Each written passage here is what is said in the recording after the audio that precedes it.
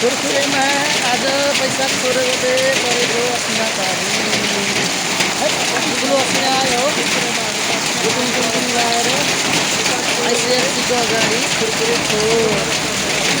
आएको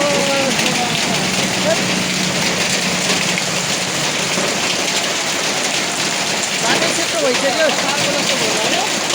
बाटै सेतो भयो रोड हाइवे नै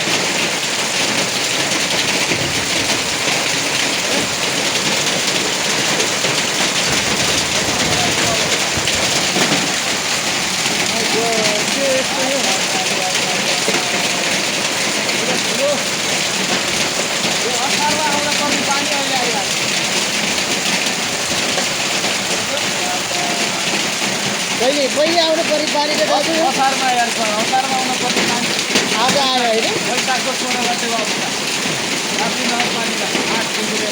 तपाईँ के भन्नुहुन्छ मौसमलाई के भन्नुहुन्छ मौसमलाई एकदम बुट छ गुड हो अनि यसले किसानलाई त खेती गरायो नि त किसानले खेती गरेर रात पनि मिलिरहेको रात कसरी मिल्ने भयो गर्मी छ नि गर्मी त पानीले मात्रै ढाल्थ्यो होला नि यो त खाले किसानले खेती होइन र तरकारी खेती गऱ्यो भने डुबिहाल्छ